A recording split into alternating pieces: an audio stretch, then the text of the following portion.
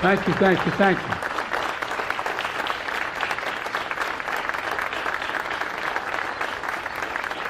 I assume you're standing in case you have to run when the rain starts. Please, have a seat. Rox, thank you very much for all you do to fight for American steelworkers. I mean that sincerely. All right, and I want to recognize all the labor unions here today, including steelworkers, auto workers, sheet metal workers, AFL-CIO, IBEW, communications workers, boilermakers, machinists. I'm proud, as Rox said, to be labeled the most pro-union president in American history. You heard me say it before. Wall Street's important, a lot of good folks there, but they didn't build America. The middle class built America, and unions built the middle class. Folks, leaders from key American industries are here as well, including steel, aluminum, solar, semiconductors, automakers, and members of my cabinet are here as well. Janet Yellen, the front row is Murderer's Row here. Treasury Department, Julie Su, of Labor, Catherine Tai, our nation's trade representative, and outstanding members of Congress as well. From Michigan, Debbie Stabenow is here. Debbie, welcome. And Haley Stevens is here. No, I guess there you are. You did make it. They told me you might not be able to make it. I'm sorry. All right. And Congresswoman Debbie Dingell. Again, you smile, Debbie. It's okay. Lisa Slotkin, well, you should be. You're responsible for a lot of this. Thank you for joining us as I announce a series of actions to make sure American workers and American business and corporations can compete and win in the industries of the future, because that's what this is about. The fact is, American workers can outwork and outcompete anyone as long as the competition is fair. But for too long, it hasn't been fair. For years, the Chinese government has poured state money into Chinese companies across a whole range of industries: steel and aluminum, semiconductors, electric vehicles, solar panels, the industries of the future, and even critical health equipment like gloves and masks. China heavily subsidized all these products, pushing Chinese companies to produce far more than the rest of the world can absorb, and then dumping the excess products onto the market at unfairly low prices, driving other manufacturers around the world out of business. You know, I won't go into it, but we were talking today about how many aluminum plants there used to be and how many there are now. The price is unfairly low because Chinese companies don't need to worry about a profit, because the Chinese government subsidizes them and subsidizes them heavily. And the Chinese relies on other anti-competitive tactics as well, like forcing American companies to transfer their technology in order to do business in China. I spent a lot of time with Xi Jinping. Early on, I told him, he said, why am I being unfair with China? Not unfair. I said, look, we'll play by the same rules if you want. If you want to do business in China, you got to have a 51% Chinese owner. You got to provide access to all your intellectual property, etc. You want to do that in America? With silence. Sometimes they just outright steal through cyber espionage and other means. And it's been well documented and internationally recognized. And when you make tactics like these, you're not competing. It's not competition, it's cheating. And we've seen damage here in America. To name one example, back in 2000, when cheap steel from China began to flood the market, U.S. steel plants across Pennsylvania and Ohio were hit hard. And any of you from those areas know well. More than 1,800 iron workers and steel workers in Pennsylvania and Ohio lost their jobs. I'm not going to let that happen again.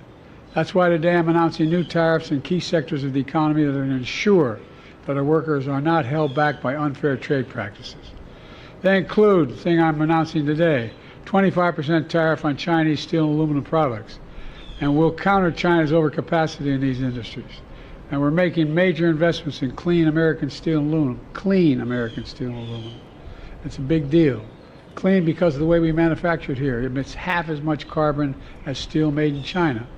Last month, my administration announced the largest investment in clean manufacturing in all of history, up to $1.5 billion in 6 clean steel projects across America, creating and supporting thousands of union jobs.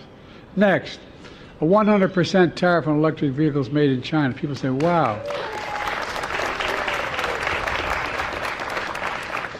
Because we're not going to let China flood our market, making it impossible for American auto manufacturers to compete fairly. We're also implementing a 25% tariff on electric vehicle batteries from China and a 25% tariff on critical minerals that make those batteries. Folks, look, I'm determined that the future of electric vehicles will be made in America by union workers, period. And we'll do it by following international trade laws to do it. American companies are investing tens of billions of dollars in electric vehicles and batteries. And thanks to my bipartisan infrastructure law, we're building a network of 500,000 charging stations all across America, creating thousands of IBEW jobs across America. Electric charging stations. And the reason to do this is simple. Electric charging stations have to be as easy to find as a gas station. And that's what this will be. You're not going to have to worry about it. You're taking off and you're not going to be able to make it all across the country without having to figure something else out.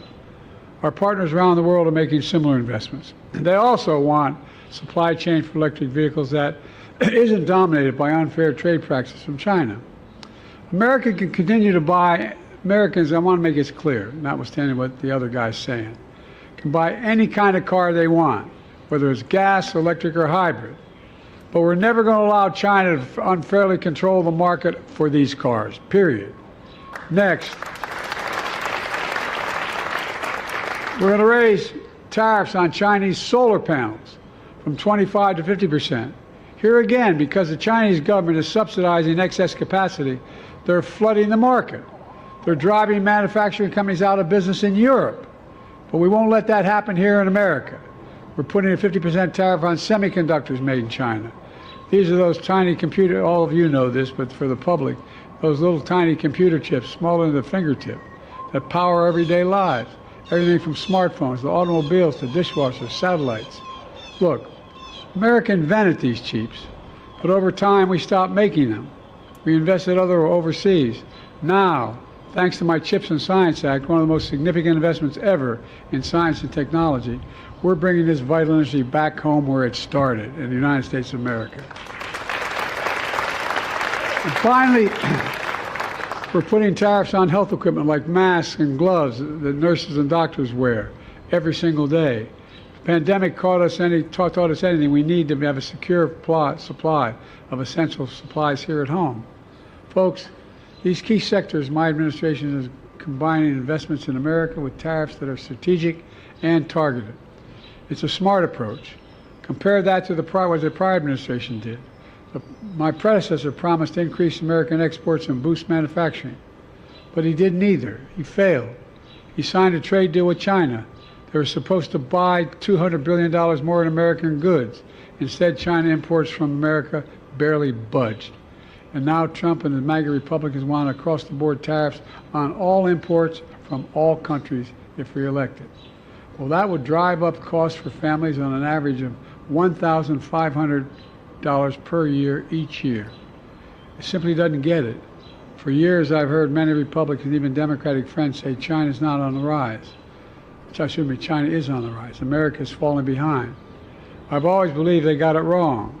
America's rising.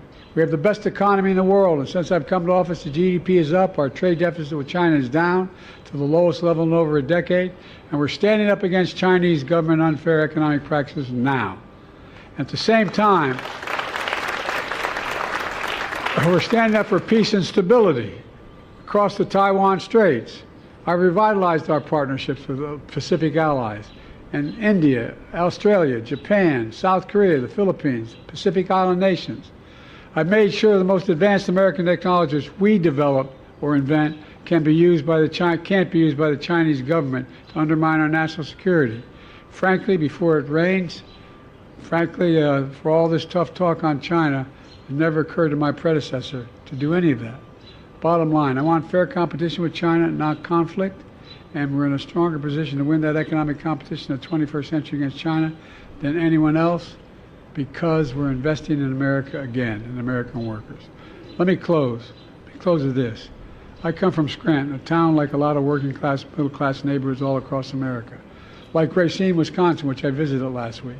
Once a manufacturing boom town until trickle-down economics came along and the middle class in Racine got hollowed out. 6 years ago, my predecessor showed up carrying a golden shovel, promising, thanks to his new $10 billion manufacturing complex, would be built in Racine. He said it would be the eighth wonder of the world. Big promises that never came true. He used that golden shovel to dig a hole, and then he fell into it. Well, it's not on that's part of my, well, I'm delivering for Racine.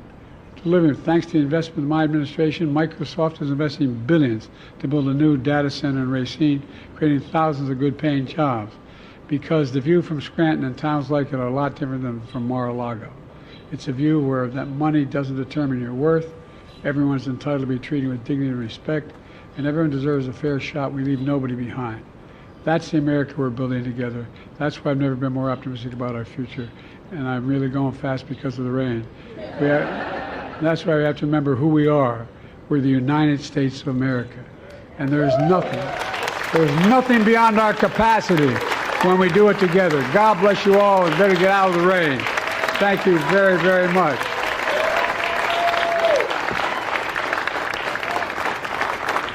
Thank you. Oh, we got to I'll take our questions there. Mr. President, please sit. Please sit. Please sit.